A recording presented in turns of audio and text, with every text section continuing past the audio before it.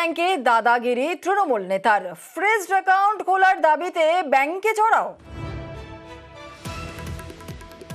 CC ক্যামেরার footage, সেই ছবি আমাদের হাতে এসে পৌঁছেছে। ধূপগুড়িতে ব্যাংকে দাদাগিরি তৃণমূল নেতার। ফ্রিজড অ্যাকাউন্ট খোলার দাবিতে ব্যাংকে চড়াও।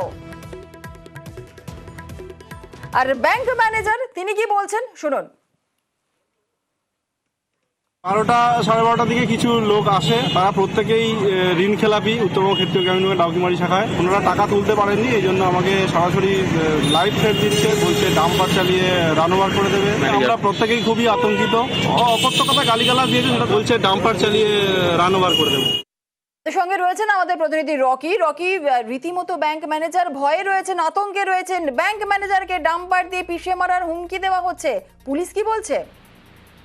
দেখো, এখন পর্যন্ত প্রশাসনিক ভাবে কোন রকম প্রতিক্রিয়া পাওয়া যায়নি।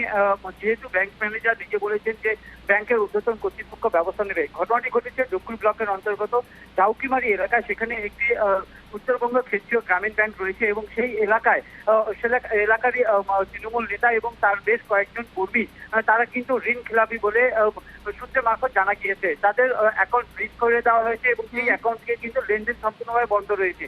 এদিন 2রা মার্চ দুপুরবেলা নাগাদ সেই ব্যাংকে ঢুকে পড়ে দলবল নিয়ে সেই এলাকারই তৃণমূল নেতা বলে অভিযোগ, এবং ম্যানেজারকে কিন্তু রীতিমতো ধমকি দেয়, তার উপরে চড়াও হয়, অকথ্য ভাষায় গালাগালা করা হয় সেই অ্যাকাউন্ট খোলার জন্য।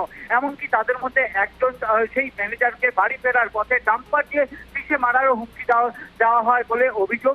এই ঘটনায় রীতিমতো কিন্তু ব্যাংকের ভেতরে চাঞ্চল্য সৃষ্টি হয় এবং খবর চাউর হতে প্রচুর মানুষ এখানে ভিড় জমায়, এবং সেই ব্যাংকের মধ্যে যখন অন্যান্য গ্রাহকরা এসেছিলেন সেই পরিস্থিতি দেখে কিন্তু ব্যাংক ছেড়ে পালিয়ে যান। এই ঘটনায় আতঙ্কের মধ্যে রয়েছে ব্যাংক কর্মীরা। এমনকি ম্যানেজার বলেছেন যেহেতু রাস্তা দিয়ে বেরিয়ে যাওয়ার পর তাদের জীবন সংশয় ঘটতে পারে সেই আশঙ্কা করছেন, কারণ সেখানকার দাপুটে তৃণমূল নেতা এবং তার কর্মীরা তাকে কিন্তু হুমকি দিয়েছে ডাম্পার দিয়ে পিষে মারার। এই ঘটনায় কিন্তু রীতিমতো চাঞ্চল্য ছড়িয়েছে গোটা ধূপগুড়ি এলাকায়, কারণ এভাবে ব্যাংকের ভেতরে ঢুকে ঠিক ইলেকশনের আগেই এমন ভাবে হুমকি দেওয়া অনেকটাই কিন্তু রাজনৈতিক উত্তাপ বাড়িয়েছে এবং জানিয়ে কিন্তু রীতিমতো চাপলতা সৃষ্টি হয়েছে রাজনৈতিক মহলে। একেবারে অনেক ধন্যবাদ রকি। কথা বলছিলাম আমাদের প্রতিনিধি রকি চৌধুরীর সঙ্গে। এই গোটা ঘটনা নিয়ে শুরু হয়ে গেছে রাজনৈতিক চর্চা।